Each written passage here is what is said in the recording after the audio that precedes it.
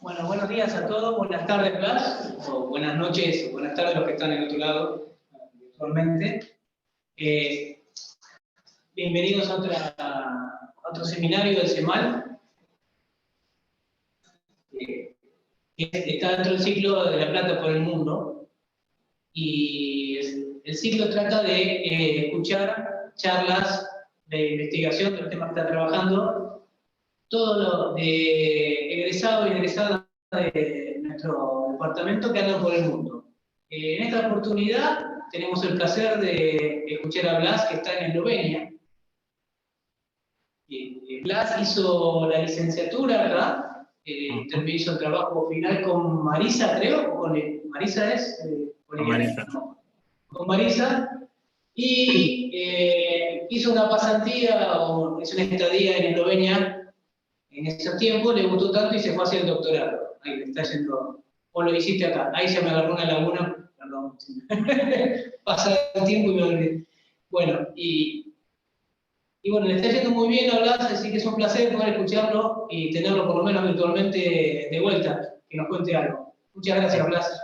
Y va a hablar de Terbilical Algebras Beyond Local Distance Regularity, the Combinatorial Approach. Te dejo la traducción a... Bueno, muchas gracias, Néstor, por la presentación, a todos por venir, Marce también por gestionar esta charla. Les debo una charla presencial, pero cuando vaya, así que espero ir pronto. Y en la charla de hoy, lo que les voy a contar es algo de lo que estuve trabajando en estos años, es algo que hice para el doctorado, es sinceramente hablar de álgebras de Terbilier para mí, es muy técnico, entonces la charla la voy a hacer lo más o menos posible, hay bastantes ejemplos, y después vamos a ir mezclando un poco de álgebra y un poco de combinatoria. Y bueno, entonces la traducción de esto sería como las álgebras de Terbilier más allá de la distancia de regularidad local. Vamos a ver qué son las álgebras de Terbilier, a qué me refiero con distancia de regularidad local, y todo esto va a estar va a tener un énfasis combinatorio. Bien, entonces, para empezar, en mi investigación o el objeto de estudio que estudiamos es un objeto combinatórico conocido como un grafo, ¿sí? Por ejemplo, como el que tenemos aquí. Y vamos a ver a lo largo de la charla que siempre cuando hablo de un grafo voy a hacer énfasis en un vértice base, o un vértice en particular. Vamos a ver luego por qué. Entonces, para nosotros un grafo es un par XR, donde X es un conjunto finito, cuyos elementos los llamamos vértices, y R es un conjunto de sus conjuntos no ordenados de X, a los cuales llamamos aristas. Vamos a considerar siempre grafos que sean finitos, simples, no hay loops ni aristas múltiples, no dirigidos, o sea, las aristas son líneas, no hay flechas, y conexos. Los dos puntos siempre hay un camino que los une. Pues aquí tenemos un ejemplo simple, un grafo de 7 vértices, ¿sí? Donde la representación gráfica, cada uno de los elementos de X está representado por un punto, y cada una de las aristas por una línea. Por ejemplo, si vemos este par, formalmente es un par de 2 elementos de X, lo representamos uniendo simplemente el 1 con el 4. Ok, entonces, ¿cuál es la motivación de todo esto? Entonces, cuando estudié, junto con un grafo, que es un objeto combinatórico, a veces, y más que nada en geometría, se me fue la palabra en español, en algebraica combinatoria algebraica, lo que hacemos es dar un objeto combinatórico, estudiarlo desde diferentes puntos de vista con determinados objetos algebraicos.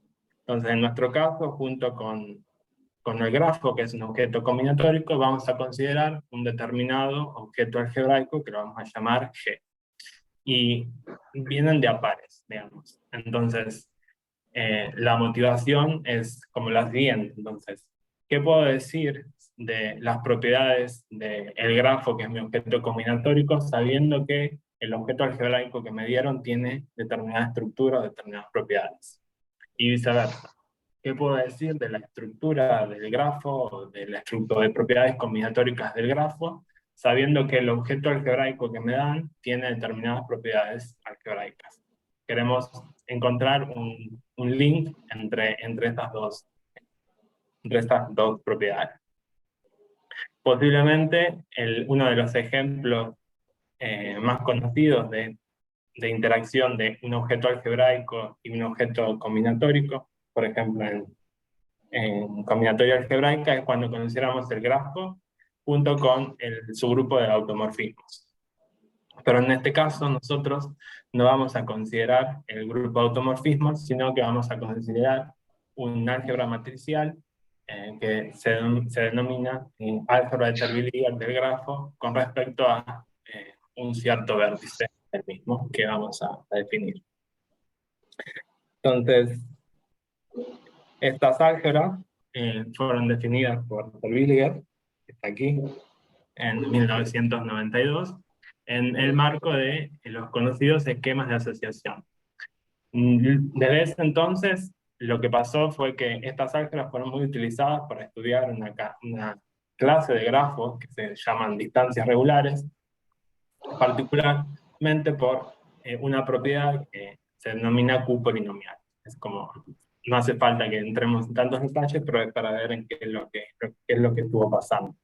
Pero en aquel entonces lo que pasó desapercibido fue que esta álgebra se puede definir en general para cualquier grafo, finito, simple, conexo y no dirigido.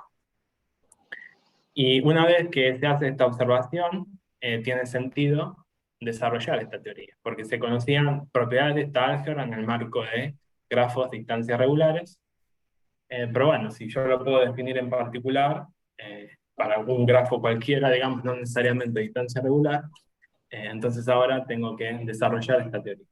Entonces, el principal objetivo de la charla y de lo que fue mi tesis, o de lo que estuve haciendo en estos años, es desarrollar parte de esta teoría, estudiar álgebra de Terwilliger de grafos que no son necesariamente distancias regulares, o sea, grafos en general. Y bueno, como dije, este es Terwilliger. Esto fue una conferencia la semana pasada en Kranjska, que es aquí en Eslovenia, donde di una charla y acá estamos almorzando. Terwilliger, bueno, yo, y el resto son estudiantes de doctorado de Terwilliger. Bien. Bueno, el nota Kranjska sería como, la traducción es lugar de montañas, que es quizás como un Bariloche.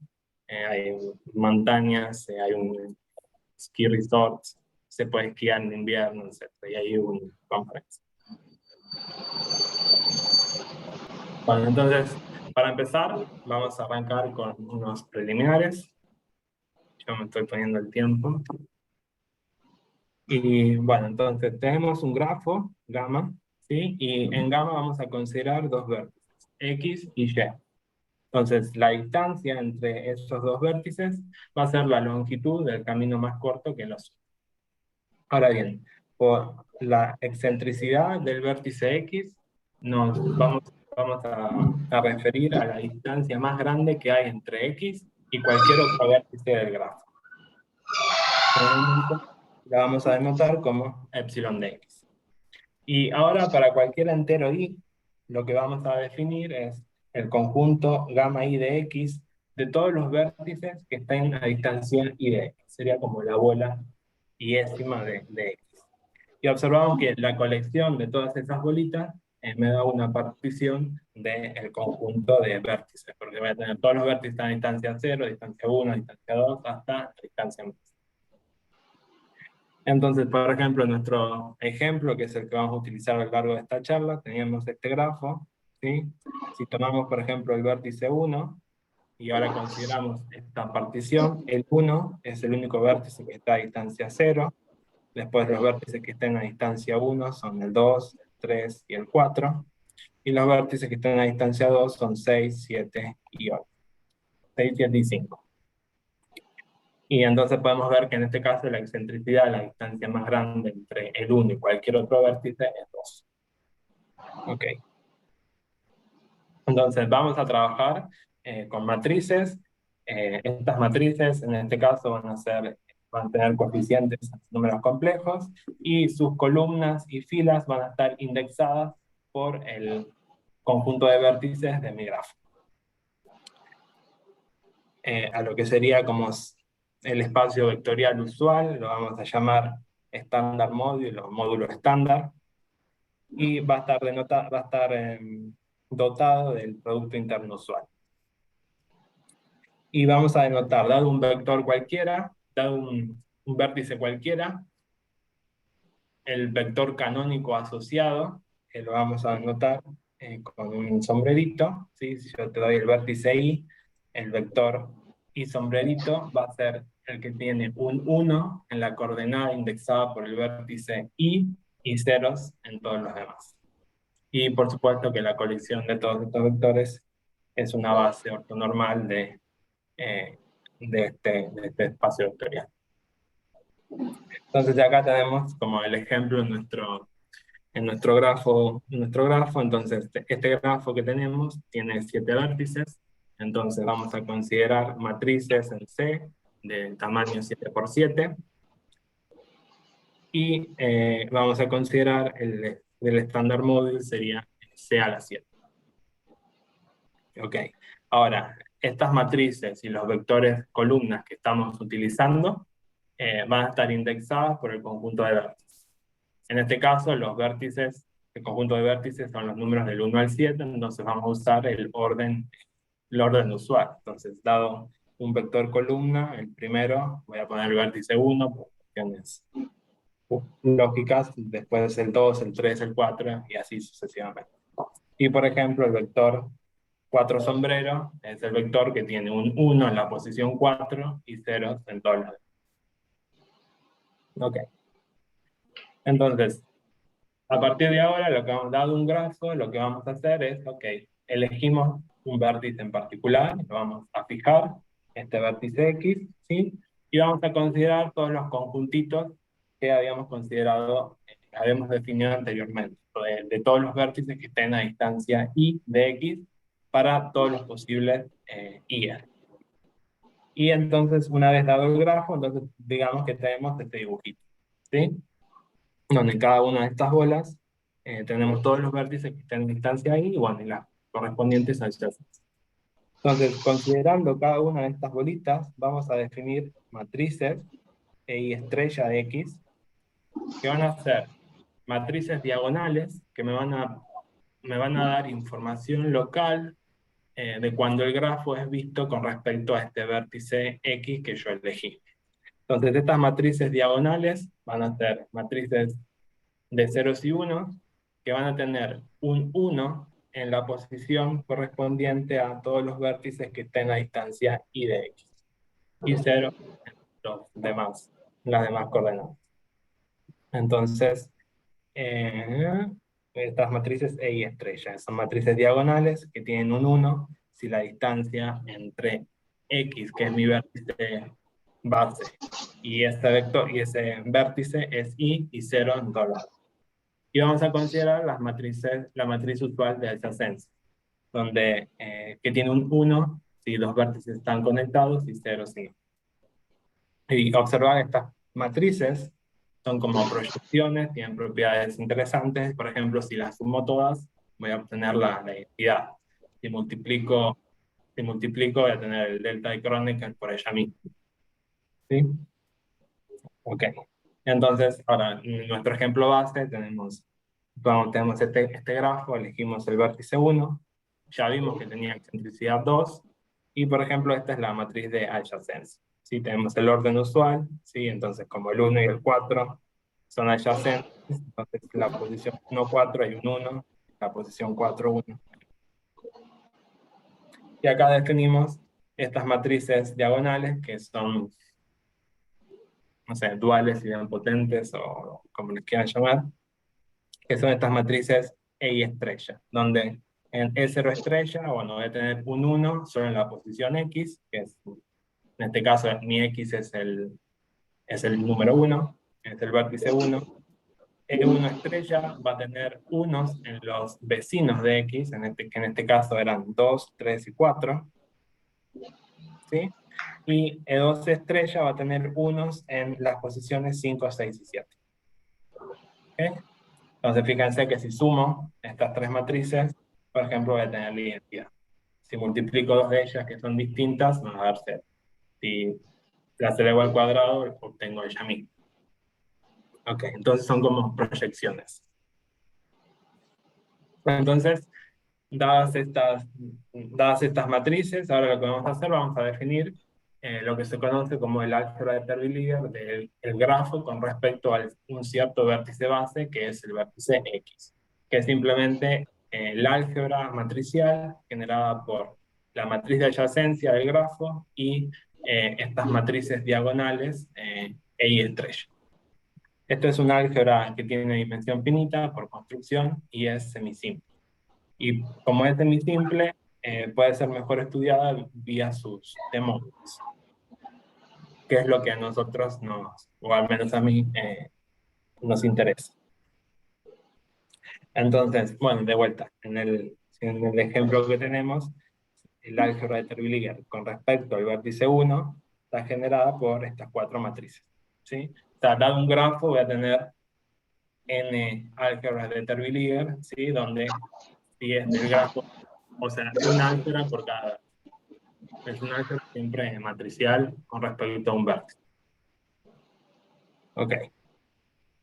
Entonces, como dije, que esta álgebra era semisimple y se puede estudiar vía sus t-módulos. Entonces, por un t-módulo nos vamos a referir a simplemente un subespacio W de todos los vectores de columnas que estamos considerando, que es invariante bajo la acción de cualquier matriz que esté en el álgebra T. Vamos a decir que es irreducible si es no nulo, ¿sí? Y los únicos t-módulos que contienen son 0 y el mismo. Y lo que podemos hacer, ahora si me das un t-módulo irreducible, W, lo que podemos hacer es usar estas matrices E y estrella y descomponerlo de la siguiente manera. ¿Sí? Como la suma de todos los E y estrella es la identidad, esta igualdad, digamos, es casi trivial. ¿Sí? Y entonces, lo que se hace es estudia esta descomposición y da lugar a dos conceptos que son importantes. Uno es el de endpoint, de un t-módulo, o le podemos decir extremo si quieren, que es el menor entero i, de manera tal que en esta descomposición el subespacio E y estrella de W es no nulo. Y vamos a decir que es sin, si la dimensión de cada uno de estos subespacios es como mucho 1. ¿Sí? Para todo i entre 0 y la excentricidad del vértice X. Ok. Y también tenemos la noción de t-isomorfismo, que es simplemente un isomorfismo de módulos donde se cumple esta propiedad. Ok, entonces ya tenemos como todas las definiciones que al menos necesitamos para sobrevivir unos minutos más. Entonces ahora es un poco de cuál fue la motivación principal para estudiar este problema, que todavía no les conté cuál. Pero entonces, hasta hace unos años, si uno intentaba buscar en la web o donde sea qué era lo que había de álgebras de Terwilliger, de grafos que no son necesariamente distancias regulares, la verdad que no había muchas opciones. Entonces, en general estas álgebras fueron estudiadas para árboles, que son grafos que no son distancias regulares, pero no mucho más. Entonces, como les dije, uno de los objetivos era desarrollar esta teoría. Estudiar álgebras de grafos que no son distancias regulares.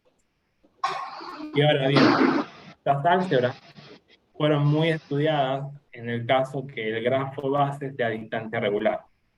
Ok, pero entonces estamos en esas condiciones que era lo que se estudiaba. Entonces, lo que se intentaba hacer es, ok,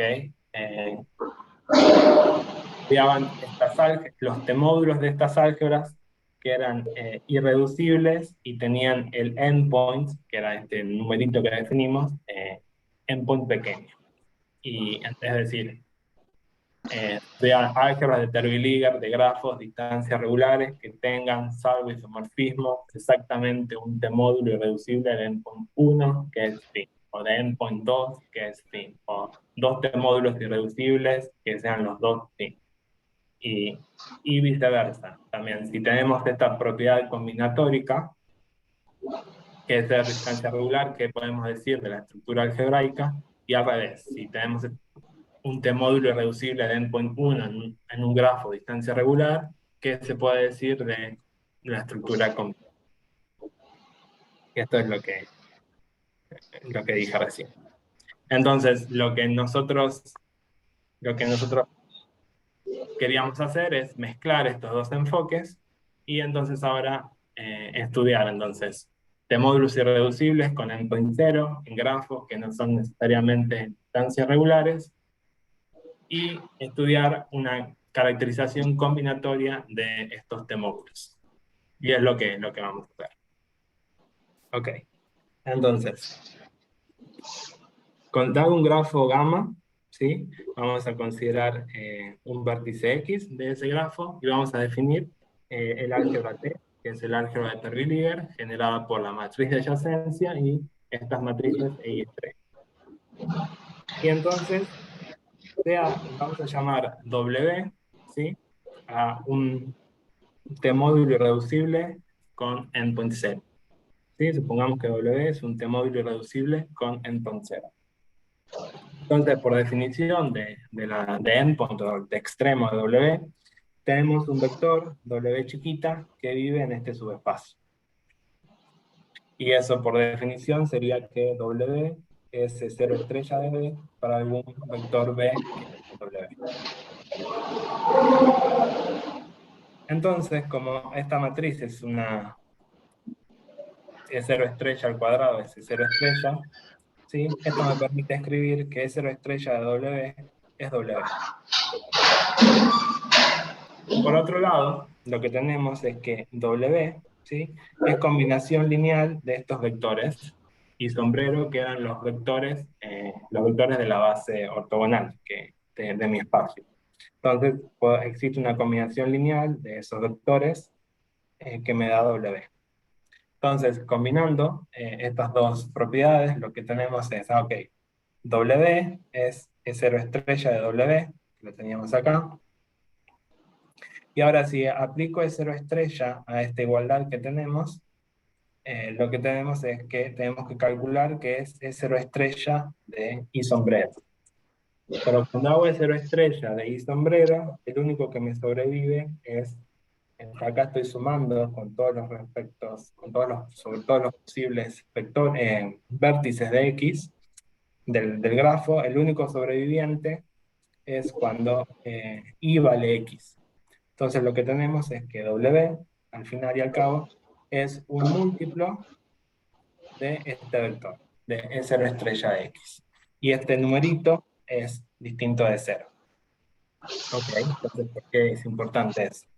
Porque eso lo que me permite hacer es escribir que el vector X sombrero, ¿sí? Es E0 estrella de alguien, y este alguien está en W, que es mi T-módulo irreducible. Entonces lo que tenemos es que el X sombrero vive en E0 estrella de W, y W es un T-módulo, por lo tanto E0 estrella de W está contenido en él. Entonces lo que tenemos es que X sombrero está en W.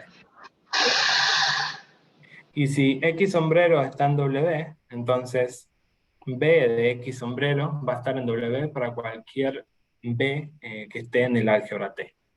Entonces lo que tenemos es que la colección de todos estos vectores de X sombrero es un punto de W. Entonces lo que podemos hacer es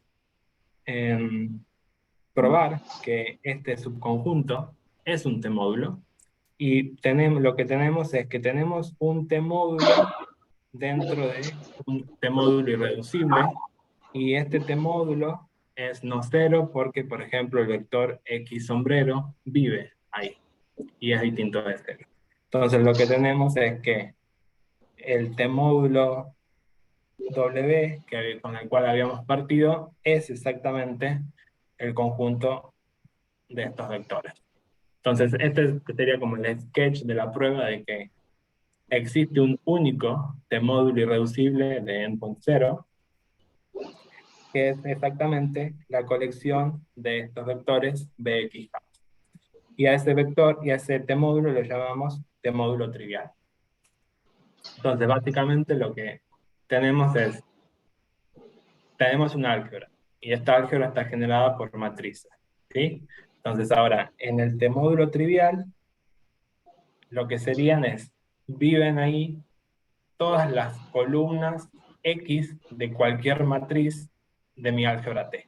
Si yo tengo las matrices de mi álgebra indexadas por los vértices del grafo, entonces de cada matriz, quédate con la columna X. De cualquier matriz del álgebra que encuentres, quédate siempre con la columna X. Agarra todos estos vectores columnas y ponerlos en una bolsa, y eso es el vector del t-módulo trivial, el tx. Ok. Y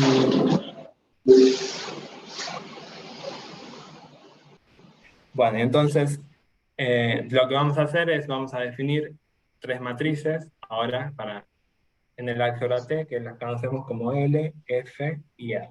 Estas matrices son como combinaciones de generadores de mi álgebra T. ¿Ok? Entonces la interpretación es, nosotros tenemos la matriz de adyacencia, y la podemos particionar en todos los vértices que están a distancia 0, a distancia 1, a distancia 2, y pensarla por bloques. Entonces, si me quedo, digamos, con estos bloques amarillos, eso sería la matriz F. Si me quedo con la suma de estos bloques verdes, es la matriz R. Y si me quedo con la suma de estos bloquecitos naranjas, me quedo con la matriz L. Si sumo las tres matrices, obtengo la matriz de adyacencia. Entonces lo podemos pensar como que es una descomposición por bloques de la matriz de adyacencia del grafo. Entonces, ahora la idea es, ok, más o menos tenemos una idea de lo que es el álgebra de Terwilliger, quizás por ahí a lo que me refiero, ya sabemos lo que es el t-módulo trivial con respecto a un vértice dado. Entonces, lo que queremos hacer es estudiar este t-módulo de una forma más combinatoria. Entonces, vamos a intentar ver rápido, si yo quiero estudiar este t-módulo de la manera algebraica, qué es lo que debería hacer, para después tratar de comparar si toda la energía que yo invertí en estudiar algo combinatórico es más fácil o no. Entonces, supongamos que tenemos este grafo, queremos encontrar ahora, queremos estudiar qué pasa con el t-módulo con respecto al vértice 1, el t-módulo trivial, y queremos estudiar si tiene la propiedad de ser sin o no. Entonces, ¿qué es lo que podríamos hacer? Entonces, lo que podríamos hacer en principio es considerar potencias de esta matriz R que yo definí, y en algún momento va a existir un n, de manera tal que esa matriz, la potencia enésima de esa matriz, sea cero. Entonces, en este caso, como esta matriz, como el vértice X, el vértice 1, tenía excentricidad 2, a partir del 3 en adelante todas son ceros. Y lo que voy a hacer es, me voy a quedar con la primera columna de cada una de esas matrices. ¿Sí? ¿Por qué? Porque cuando multiplico por el vector no sombrero, lo que estoy haciendo es quedándome con las primeras columnas. Y ahora voy a tomar el espacio generado por todas esas columnas que me sobrevivieron. Y por definición, o sea, voy a tener el 1 hat, el R de 1 sombrero y R cuadrado de 1 sombrero. ¿Sí? Son las primeras columnas de identidad, R y R cuadrado. Y ahora voy a meter a generar todos esos vectores en una bolsa. Entonces, como cada una de estas matrices R cuadrado y de identidad viven en mi álgebra T, es claro que este subespacio generado por esos vectores es un subconjunto de el módulo trivial.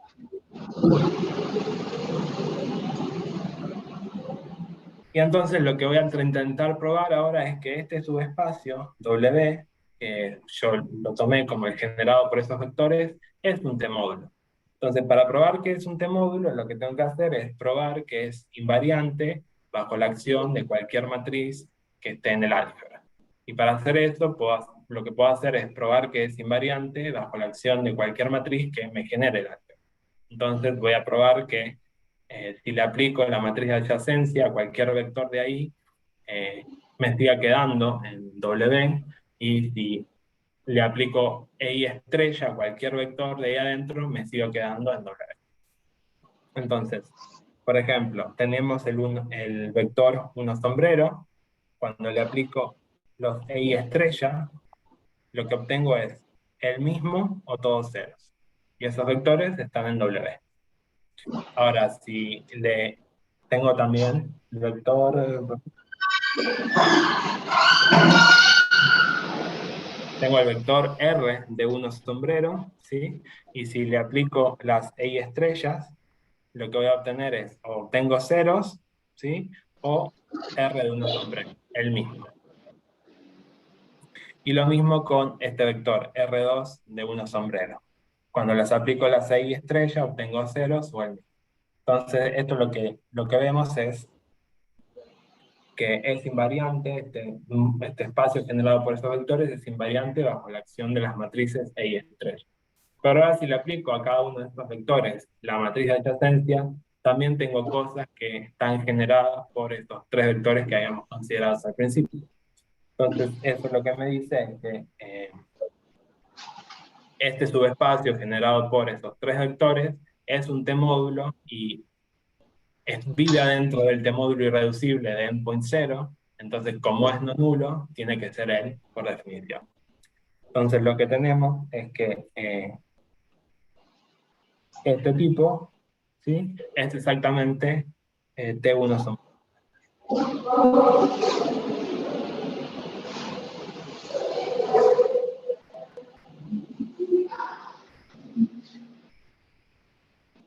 Ok, entonces ahora, si quiero estudiar la noción de sim, lo que tengo que hacer es ver qué pasa con este subespacio, EI estrella de W, ¿sí?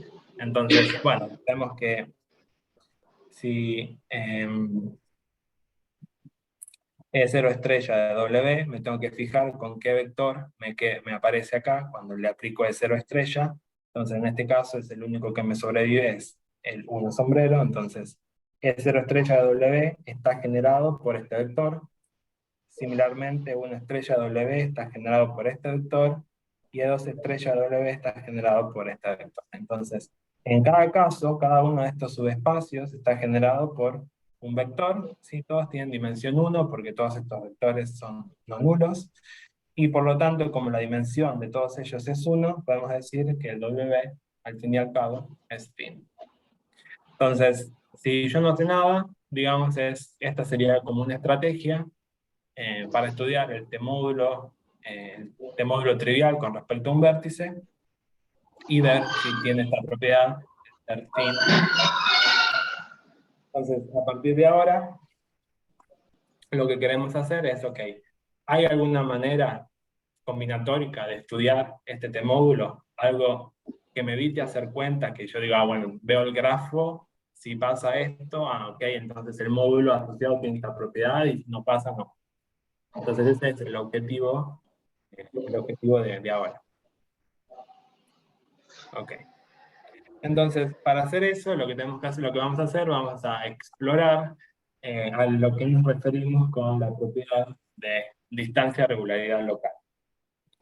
Entonces, lo que tenemos tenemos el vértice X, vamos a considerar el conjunto de todas estas bolitas de vértices que estén a distancia y de X, ¿sí? Y tomamos un vértice Y que esté a distancia y de X. Entonces, es natural ver, por la desigualdad triangular, que cualquier vecino de Y está o bien a distancia i menos 1 de x, o bien a distancia i más 1 de x, o bien a distancia i de x. ¿Sí? Entonces vamos a considerar y vamos a contar cuántos vecinos de cada tipo tiene Y. Entonces, todos estos BI de XY van a ser todos los vecinos de Y que estén a distancia i más 1 de x. Ahí de XY van a ser todos los vecinos de Y que estén a distancia i de x. Y similarmente, CI de XY, vecinos de Y que estén a distancia i menos 1 de x.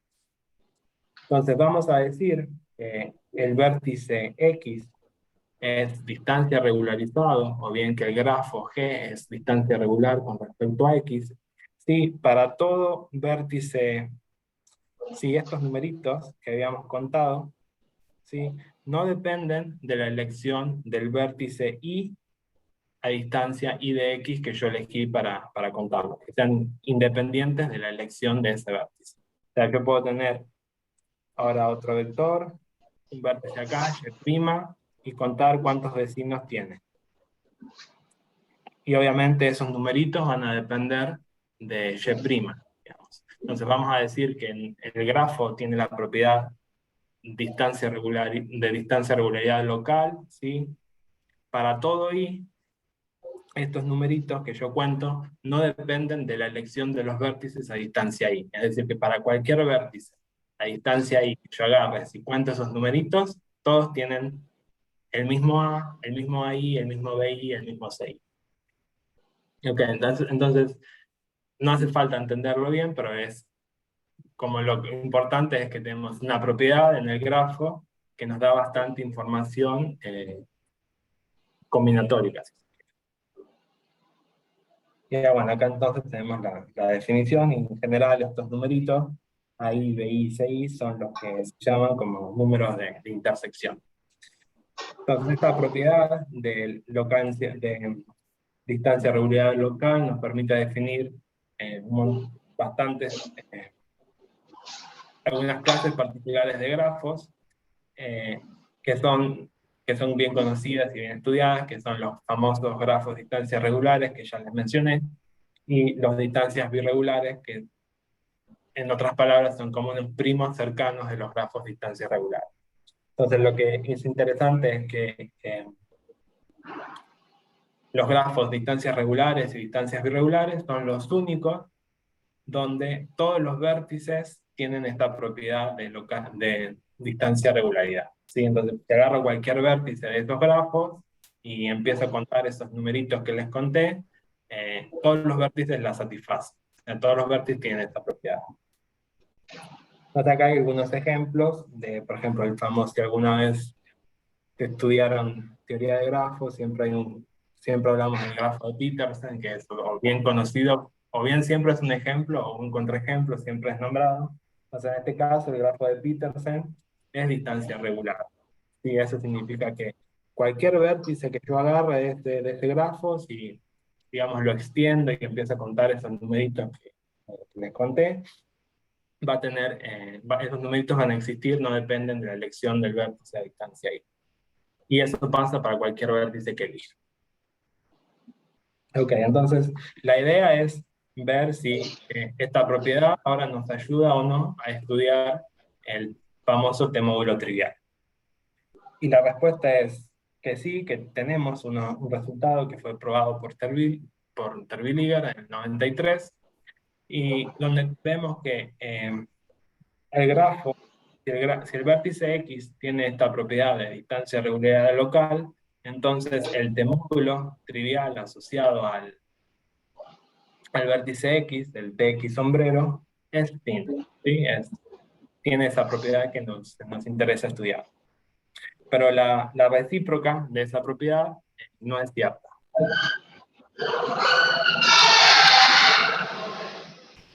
Entonces, por ejemplo, acabamos de probar al principio que en este grafo, si consideramos el vértice 1, el T-módulo asociado a ese vértice tiene la propiedad de ser fin, pero el vértice 1 no es distancia regularizada. ¿Por qué? Por ejemplo, el vértice 2 tiene a distancia 2 al 5 como vecino, y el vértice 4, que también está en la misma bolita, tiene 2 vecinos. ¿Sí? Entonces es como que de este puntito sale una flecha, y de acá salen 2. Entonces no tiene esa propiedad. Entonces, voy a saltear. Entonces, ¿cuál es el problema que nos interesaba? Es ver si existe una propiedad combinatórica que me permita caracterizar la propiedad de que el único T-módulo irreducible de endpoint 0 es pi. Entonces sabemos que la propiedad de regularidad local es una propiedad buena, pero no es una caracterización. No puedo decir, bueno, el T-módulo irreducible de endpoint 0 es fin, sí, solo sí, el grafo es distancia regularizado con respecto a X, porque ya acabamos de ver que eso no es cierto. Pero queremos buscar algo de ese estilo. El T-módulo irreducible de endpoint 0 es fin, sí, solo sí,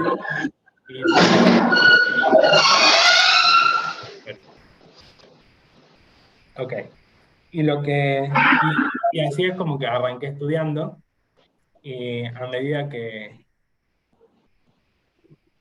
nada, la nota de color es que, ok, habíamos encontrado algo, voy a una conferencia, lo comento, y luego después un profesor que me escuchó dijo, tenés que leer este artículo, y cuando leo ese artículo era el resultado que yo había probado, que ya estaba probado, pero que yo no me había dado cuenta, no estaba familiarizado con ese trabajo. Entonces, esto fue probado por Fiol y Garriga en 1999, donde probaron que el T-módulo trivial, TX hat es fin, tiene esa propiedad algebraica, sí, solo sí, gamma, el grafo es pseudo distancia regularizado alrededor de X. O sea, ya sabemos lo que era distancia regularizado alrededor de X, y ahora tenemos este prefijo pseudo, que ahora vamos a ver qué significa. Entonces, simplemente, ¿cuál es esta definición? Es la misma idea que tenemos con la distancia de regularidad, pero ahora lo que vamos a hacer es considerar un autovector de la matriz de adyacencia. O sea, yo tengo el grafo, le calculo la matriz de adyacencia, siempre esa matriz de adyacencia tiene un único autovector de Perron-Frobenius, que es el que tiene todas sus coordenadas, o bien todas positivas, o bien todas no negativas, y sabemos que el autoespacio asociado tiene dimensión 1, y vamos a denotarlo B, y sus coordenadas están indexadas por los vértices del grafo. Entonces, por un lado tengo el grafo, y por otro lado imaginamos que tenemos este vector de Perron-Frobenius. Entonces, ahora lo que vamos a hacer cuentas, ¿sí? Con las coordenadas de ese vector. Entonces, ya habíamos dicho que si tenemos el vértice X base, cualquier vértice Y puede tener tres tipos de vecinos. Los vecinos que estén a distancia I más 1, los que están a distancia I menos 1, y los que están a distancia I. Tengamos en cuenta todas estas bolsitas, y ahora, una vez que sabemos quiénes son los vértices de mi grafo que están en esas bolsitas, voy a definir un número que va a depender del vértice Y que yo elija. Entonces, por ejemplo, tenemos el vértice Y, ¿sí? Tenemos todos los vecinos de Y que estén a distancia I de X. Entonces, lo que vamos a hacer es, ahora en mi vector de Perron-Frobenius, voy a buscar todas las coordenadas de los vértices que están en esta bolsita. Las voy a sumar a todas esas coordenadas, y las voy a dividir por la coordenada correspondiente al vértice. Y esto me va a dar este número. Ahí estrella de XY. O hago lo mismo con los vértices que están en la otra bolsita, a distancia I más 1 de X. Sumo todas sus coordenadas correspondientes y las divido por la coordenada correspondiente al vértice Y. Y eso me va a dar otro número, que también va a depender del vértice y similarmente con los vértices que están a distancia I menos 1. Entonces, vamos a decir que el vértice X es pseudo distancia regularizado si estos numeritos que yo definí, o sumando las coordenadas del autovector de Perron-Frobenius, no dependen de la elección del vértice Y a distancia I de X. Y entonces lo que Fiol y Garriga probaron es que el vértice X tiene esta propiedad si solo si el T-módulo trivial es phi. Lo que pasó es que, o sea, ustedes me decían, bueno, ¿por qué no se dieron cuenta de que esto ya había sido probado? Es que, bueno, el enfoque que Fiol tenía no es exactamente nuestro enfoque, entonces cualquier paper que lean de Fiol no tiene absolutamente nada que ver con álgebra de Terwilliger, y entonces fue una consecuencia de uno de sus resultados y que estaba realmente escondida, pero que estaba, era exactamente eso. Entonces, nada, a modo de ejemplo para ver lo que estamos haciendo es, consideremos el grafo que venimos considerando y queremos calcular, por ejemplo, este numerito B1 estrella del 1. Entonces, como quiero calcular B1 estrella, entonces tengo que considerar vértices que estén a distancia 1 del 1, entonces van a ser el 2, el 3 y el 4, y lo que tengo que hacer es, independientemente del vértice que elija a distancia 1 del 1, para todos, si tomo el 2, si tomo el 3 o si tomo el 4, este número tiene que ser siempre el mismo. Con esto me refiero a que no dependa de la elección del vértice a distancia 1. Entonces, por ejemplo, cuando tomo el 2, lo que tengo que hacer es, ok, tengo que ver el 2. Si tomo el 2, ¿cuáles son los vecinos de 2 a distancia 2 del 1? En este caso es el 5. Entonces, si me voy a la cuenta, lo que tengo que hacer es, ok, la coordenada 5 dividido la coordenada 2. Entonces me voy al vector de Perron y digo, ok, ¿cuál es la coordenada 5? 1, 2, 3, 4, 5 es 2, dividido la coordenada 2, que es raíz de 5. Similarmente con el 3. Ahora, pero si elijo el 4, sí, el 4 tiene dos vecinos a distancia 2 del 1, que son el 6 y el 7. Entonces lo que voy a hacer es, agarro la coordenada 6, agarro la coordenada 7, la sumo, obtengo 2 y las divido por la coordenada 2, que es raíz de 5. Y fíjense que estos numeritos son los tres iguales. Entonces, no depende ahora, no me importa qué vértice a distancia 1 elija para calcular este número, porque son independientes de selección. Para cualquiera que agarre, siempre obtengo el mismo. Bueno, y eso pasa para cualquier vértice que agarre, y entonces me va a decir que el vértice 1 es pseudo distancia regularizado, y eso es otra manera de probar que el T-módulo trivial es phi. Ok. Entonces, pero ahora, ¿cuál es el chiste? Entonces, fíjense, al principio lo que hicimos es, ok, no sabíamos nada y probamos cómo teníamos que hacer para probar que el T-módulo trivial es fin con un enfoque algebraico. Y ahora, si queremos un enfoque combinatórico, Fiol y Garriga dicen, ok, hace esto del autovector de Perron-Frobenius y proba que es pseudo distancia regularizada. Entonces, nuestra inquietud era, ok, ¿cuán combinatórico es esa caracterización? Porque, digamos, para caracterizar que el T-módulo irreducible de n.0 es fin, lo que estás haciendo es, ok, tienes que calcular la matriz de adyacencia, calcular un autovector, y una vez que calcules el autovector, trabajar con coordenadas para determinar si esa propiedad algebraica la tiene o no. Entonces, nuestro objetivo es ver si existía una propiedad puramente combinatórica, sin nada en este caso, de autovectores, que me permita caracterizar esta propiedad, de que el T-módulo trivial es T. Bueno, eso es lo que dije. Entonces tenemos esta propiedad, si quiere, combinatórica, entre comillas, pero nosotros queremos algo puramente combinatórico. Y con algo puramente combinatórico es, ok, me dan un grafo, lo ves, hago algo, lo veo y digo, bueno, tiene la propiedad que estoy buscando. Entonces no quiero hacer como cuentas extra. Y entonces para eso lo que hicimos es introducir una descripción de los caminos que tenemos, de los posibles caminos que tenemos en el grafo. Entonces, tenemos el vértice X, ¿sí? Y consideramos cualquier caminata entre dos vértices, Y y Z.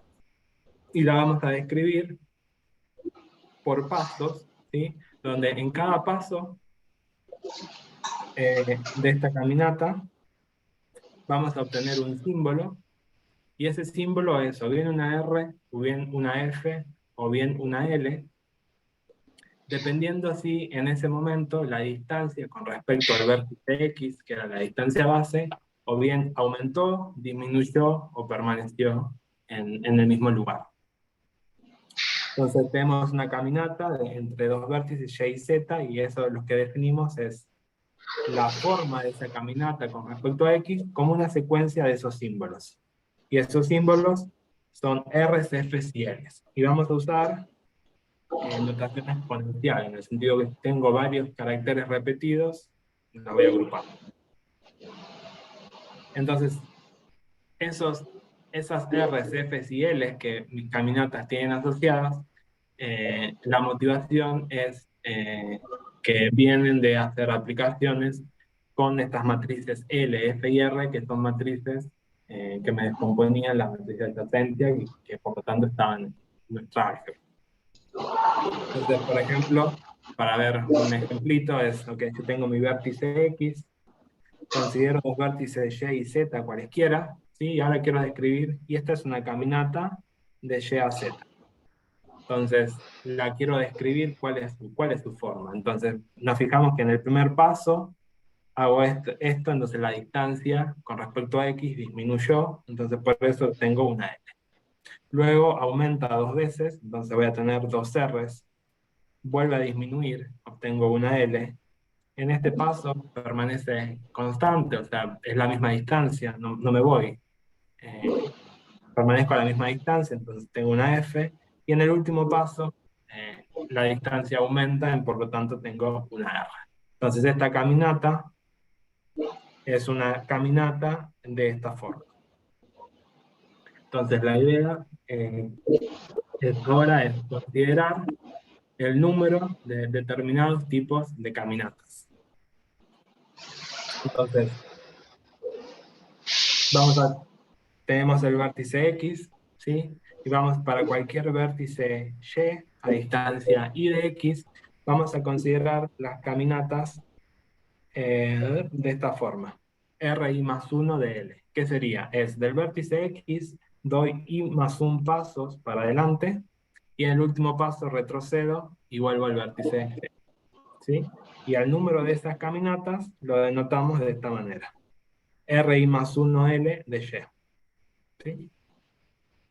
Ahora, también tenemos este tipo de caminatas donde doy I pasos para adelante, y en el 1 más, pues donde permanezco a la misma distancia. Entonces, son caminatas de esta forma, RI de F, y el número de estas caminatas lo denotamos como RIF de Y. Y simplemente la cantidad de caminos que conectan a X con Y es simplemente de X avanzar Y más 1 paso. ¿Sí? Y ese número son caminatas de esta forma, de R a la I, y el número de caminos entre X y Y es simplemente R a la I de Y. Entonces, ¿cuál es la idea? Entonces, la idea es establecer relaciones entre este tipo de especiales de caminatas y ver si con ese tipo de relaciones yo puedo probar puedo probar algo. Puedo probar, y nuestro objetivo es que ese algo me permita concluir que el T-módulo irreducible de endpoint 0 que estábamos estudiando tenga la propiedad de que sea thin o no. Y entonces lo que vamos a hacer es considerar la siguiente condición combinatórica, si se quiere, que es la siguiente. Entonces, que para cada entero i entre 0 y la excentricidad, el vértice X, existen escalares alfa i de manera tal que se cumple la siguiente relación, que la cantidad de caminos, ¿sí?, verdes, o sea, caminos de esta forma, sea alfa y veces la cantidad de caminatas de esta forma. Entonces agarro un vértice Y cualquiera, a distancia y de X, y tengo que contar estos tipos de caminatas. Digo, bueno, la cantidad de caminatas de esta forma tiene que ser alfa y veces la cantidad de caminatas de esta forma. Y en forma similar, esta otra condición, que la cantidad de caminatas de esta forma, ¿sí?, donde avanzo y más un paso, y luego permanezco a la misma distancia, sea beta y veces la cantidad de caminos entre X y Y. ¿Sí? Entonces, digo, ok, para cada entero Y van a existir dos escalares, alfa Y y beta Y, de manera tal que tengo esta condición. La condición 2 y la condición 1. Sí, tengo unas condiciones entre 2 o 3 tipos de caminatas en mi grafo. Y entonces, estas condiciones nos ayudan a ver si el grafo tiene la propiedad, si el módulo trivial es fin o no. Y la respuesta es que sí, que es una condición combinatórica que es bastante más fácil de calcular que el vector de Perron-Frobenius y hacer todas esas cuentas, si se quiere. Y entonces lo que tenemos y lo que probamos es que, ok, si consideramos la condición combinatórica que les acabo de contar, esa condición es equivalente al hecho de que el módulo trivial asociado es TAT, ¿sí? Y ya sabemos que la equivalencia entre 1 y 2, ¿sí?, había sido probada por Fior, y por lo tanto nuestra condición 3 también es equivalente a esta noción de pseudo distancia regularidad, que es la de contar los numeritos con el vector de Perron-Frobenius. Y en este caso, lo que sucede es que una base de este módulo trivial está dada por estos vectores, que era agarrar a esta matriz R, considerar potencias de R, y luego considerar las columnas X de esas potencias. A ver, ok, entonces, no, esto me voy a saltear. Entonces, bueno, ya tenemos el módulo, ya teníamos este ejemplo base, y en realidad ahora chequear que está, o sea, lo que hicimos es probamos que el T-módulo trivial con respecto a 1 es fin por definición, luego podemos chequear que el vértice 1 es pseudo distancia regularizado, y ahora si se quiere podemos chequear la condición que acabamos de dar, y créanme, no lo voy a hacer ahora porque ya estoy hablando mucho, es mucho más sencilla de chequear que las otras anteriores. Y entonces en este caso es fácil de chequear que existen estos escalares, que esta condición que teníamos se cumple con estos escalares. Y por lo tanto esa es otra manera equivalente de probar, viendo si se quiere la estructura del grafo, que cuando considero esta propiedad algebraica de que este módulo trivial asociado sea sin, vale. Entonces acá tengo todo esto que lo voy a saltear. Y entonces, por lo tanto, como una consecuencia inmediata, es otra manera de probar este resultado de Terwilliger, que ahora es más interesante. O es un poco distinto, es más inmediata la prueba. Entonces, de que si el vértice base es distancia regularizada, entonces, ¿cómo pruebo que el T-módulo sea así? Entonces, vamos a chequear que esta es la condición 3 del teorema que le habíamos mostrado. Entonces, nada, como si asumimos que el vértice X es distancia regularizado, ¿sí? Entonces, y elijo ahora un vértice Y a distancia y de X, entonces por la definición de distancia regularizado, este tipo Y tiene exactamente 6 vecinos a distancia y menos 1 de X. Y cada uno de estos vecinos tiene exactamente 6 menos 1 vecinos a distancia y menos 1 de X. Y así sucesivamente. Entonces, puedo decir, ok, la cantidad de caminos que conectan a X con Y, sabiendo que X es distancia regularizado, es el producto de estos numeritos C1, C2, C3 hasta CI, donde CI era la distancia que estaba considerando. Entonces, la cantidad de caminos que conectan a X con Y es el producto de 1 ahí, de estos numeritos de J. Ahora, si quiero considerar la cantidad de caminatas de esta forma, lo que digo es, ok, estoy a distancia I de X, entonces cualquier tipo de acá, por ser distancia regularizado, tiene exactamente BI más 1 vecinos para adelante y CI vecinos para atrás. Entonces cada uno de estos ahora va a tener CI más 1. Este va a tener CI y así sucesivamente. Entonces voy a decir, ok, la cantidad de caminatas de esta forma es el BI por CI más 1, que sería esta información, por la cantidad de caminos que ya habíamos contado, que será el producto de los 6. Y en forma similar, puedo contar que la cantidad de caminos de esta forma es este numerito ahí de X por la cantidad de caminos que ya habíamos contado. Entonces vemos ahora que este numerito, ¿sí? Ahora es un múltiplo de este otro, ¿sí? Y que este numerito es un múltiplo de este otro. Entonces, como eso sucede, ya puedo concluir por la condición 3, el resultado que mencionamos, que el T módulo trivial tiene esta propiedad. Y esta prueba es más, desde mi punto de vista, es más elegante o más intuitiva, si se quiere, que la prueba que era conocida.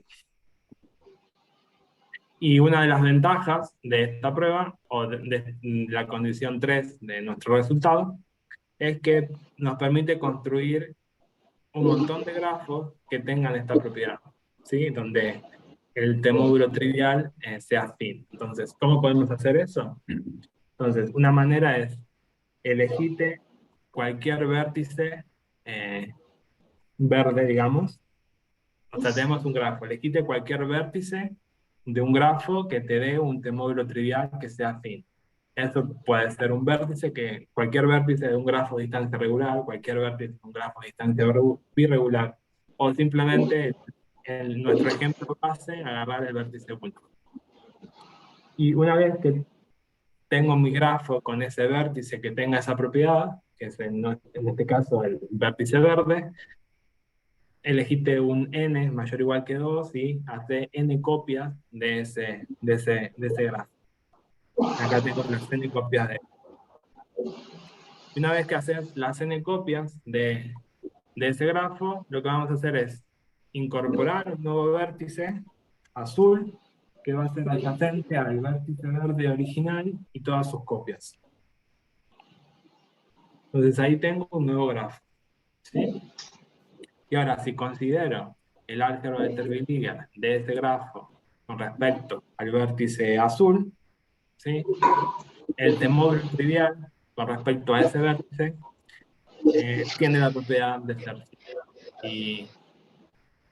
Y para probar eso, es mucho más sencillo considerar la condición 3 de nuestro teorema, considerar las condiciones estas combinatóricas, que por ejemplo calcular el autovector de Perron-Frobenius ahora de este nuevo grafo,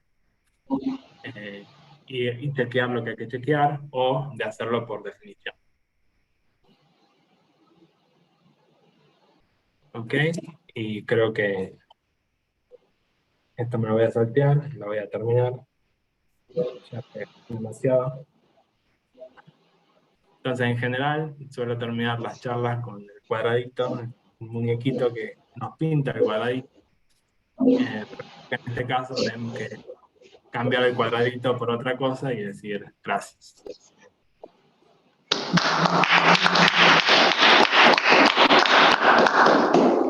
Muchas gracias, Blas. ¿Hay alguna pregunta que quieran hacer?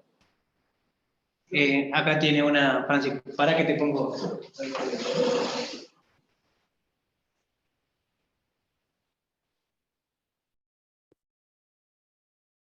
Gracias. Pregunta. Muchas gracias por la charla, Blas. Te quería preguntar, porque si no entendí mal, cuando introduciste esa cosa que se llamaba el endpoint, mencionaste que es una cosa combinatoria, es una cosa de naturaleza combinatoria. Y por ahí no tuve mucho tiempo, pero mirando la definición como que no lo veía eso. ¿Podés contar un poquito la intuición, aunque sea, de por qué es una cosa combinatoria? La definición. Vamos a la definición, pero en realidad es que no es una cosa combinatoria, quizás dije algo que dije mal o lo expresé de manera distinta, diferente. ¿Dónde está la definición?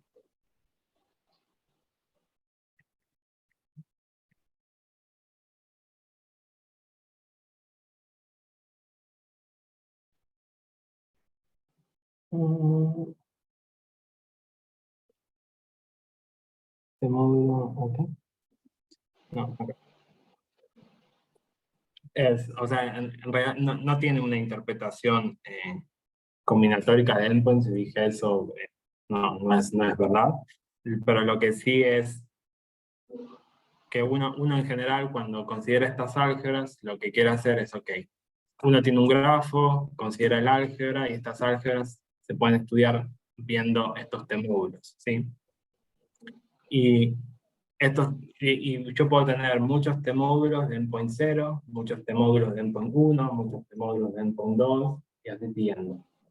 Entonces, en general, en la disciplina se estudian T-módulos con un endpoint pequeño, a lo sumo 3, y nos interesa estudiar cuando tengan esta propiedad de que sean thin o no.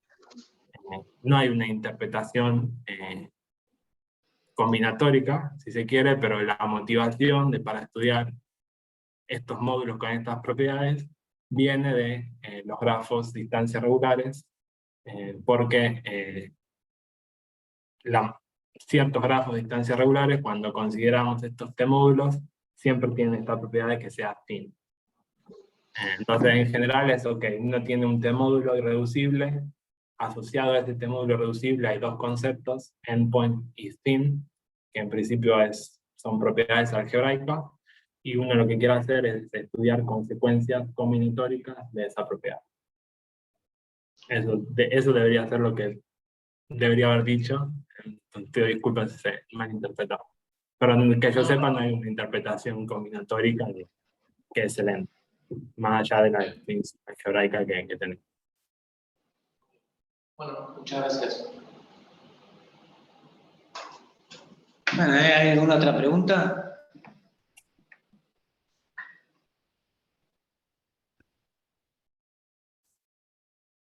¿No? En la audiencia virtual, ¿hay alguna otra pregunta? ¿Alguien quiera decir algo?